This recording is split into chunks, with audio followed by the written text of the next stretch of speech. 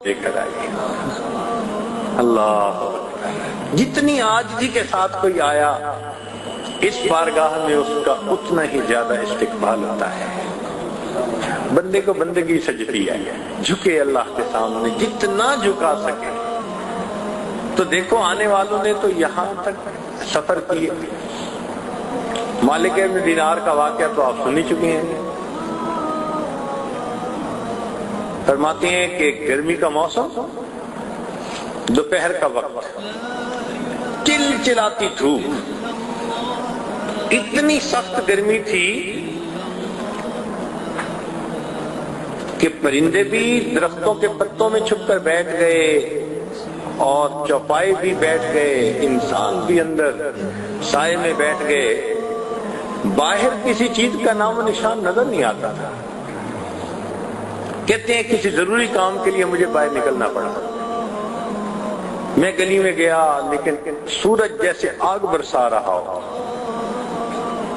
میں گلی میں سے گزر رہا تھا، میں نے ایک نوجوان کو دیکھا جو دونوں ٹانگوں سے معذور، وہ ایسے گھسٹتا گھسٹتا آگے آ رہا ہے. میں نے قریب سے اس کو دیکھا، پسینے میں اس کے کپڑے بھیگ کے گیلے ہو چکے تھے اور سورج کی دھوپ کی شدت کی وجہ سے اس کا چہرہ سرخ ہو چکا تھا، جیسے دھوپ نے اس کے کھال کو جلا کے رکھ دیا. اور وہ آگے آگے بڑھ رہا ہے. میں نے اس سے پوچھا کہ نوجوان تو کہاں جا رہا ہے؟ اس نے کہا میں حج پہ جا رہا ہوں. میں نے کہا بھائی میرے گھر ہے، تھوڑی دیر کے لیے ٹھہر جا، جب دوپہر کی دھوپ ختم ہو جائے گی تو پھر آگے چلے جانا. اس نے کہا مالک ابن دینار تو پاؤں کے ذریعے آرام سے چلتا ہے، سفر طے ہو جاتا ہے، میں تو ایک ایک انچ گھسٹ گھسٹ کے آگے بڑھتا ہوں، مجھے وقت زیادہ لگتا ہے. مجھے اس بات کا ڈر ہے کہ اگر میں نے راستے میں رکنا شروع کیا تو ایسا نہ ہو کہ ادھر ایام حج شروع ہو جائیں اور ادھر میرا سفر ہی کہیں ختم نہ ہو. اس ڈر کی وجہ سے میں رکتا نہیں، میں جاؤں گا. کہتے ہیں میں نے اسے مشورہ دیا کہ نوجوان میں تیرے لیے کوئی سواری کا بندوبست کر دیتا ہوں، سواری پہ سوار ہو کے جلدی چلے جانا. کہنے لگے جیسے میں نے یہ کہا اس نوجوان نے غصے کی نگاہوں سے میری طرف دیکھا اور کہنے لگا کہ مالک ابن دینار میں تجھے بڑا عقل مند سمجھتا تھا، یہ کیا تم نے بات کی؟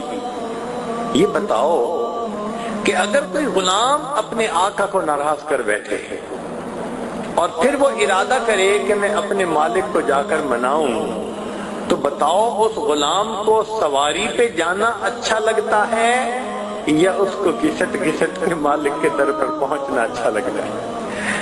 کہنے لگے میں نے اس نوجوان کی بات سنی حیران ہو گیا. وہ نوجوان چلا گیا. فرماتے ہیں کہ اللہ کی شان دیکھیں کہ اسی سال اللہ نے میرے لیے بھی حج کا سفر آسان کر دیا. میں بھی حج میں شریک ہوا. جب میں نے رمی جمار کی پہلے دن جب واپس عرفات میں لوٹتے ہیں تو اس وقت کا بڑا عمل شیطان کو کنکریاں مارنا، پھر اس کے بعد قربانی کرنا، حلق کروا کے احرام اتارنا. کہنے لگے جب کنکریاں مار کے میں فارغ ہوا تو میں نے لوگوں کو دیکھا کہ ہجوم ہے. میں نے پوچھا کیا مسئلہ؟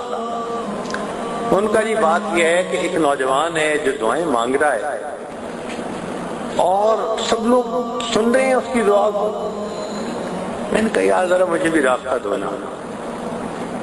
انہوں نے راستہ دیا. کہنے لگے میں نے دیکھا وہی نوجوان اپاہج معذور نوجوان احرام باندھا ہوا ہے اور اللہ کے سامنے دعائیں کر رہا ہے اور دعا میں یہ کہہ رہا ہے کہ اللہ تیری دی ہوئی توفیق سے میں نے تیرے گھر کا دیدار کیا، میں نے مقام عرفات پہ بھی وقوف کیا، مزدلفہ میں بھی وقوف کیا، اے اللہ اب میں نے شیطان کو کنکریاں مار کر اس سے اپنی نفرت کا اظہار بھی کر دیا، اب قربانی کا وقت ہے۔ یہ جو لوگ کھڑے ہیں یہ سب صاحب استعداد لوگ ہیں، یہ جائیں گے اور جا کر جانوروں کو قربان کریں گے۔ اور مولا تو جانتا ہے کہ میں فقیر انسان ہوں، احرام کے کپڑوں کے سوا میرے پاس کچھ نہیں۔ اے میرے مولا میں اس وقت اپنی جان آپ کے نام پہ قربان کرنا چاہتا ہوں، اللہ مجھ سے یہ میرا نذرانہ قبول کر لیجئے۔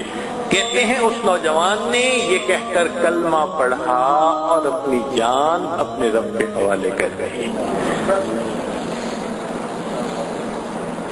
ان محبتوں کے ساتھ آنے والے ان جگہوں پر آئے، آپ سوچیں کیا ہمارے دلوں میں آج وہ کیفیتیں ہیں، وہ محبتیں ہیں؟ ہم تو وقت کی قدر نہیں کر پا رہے جو کرنی چاہیے تھی۔ یہ ذہن میں رکھیں کہ ہم اس وقت اپنی زندگی کا انمول وقت گزار رہے ہیں۔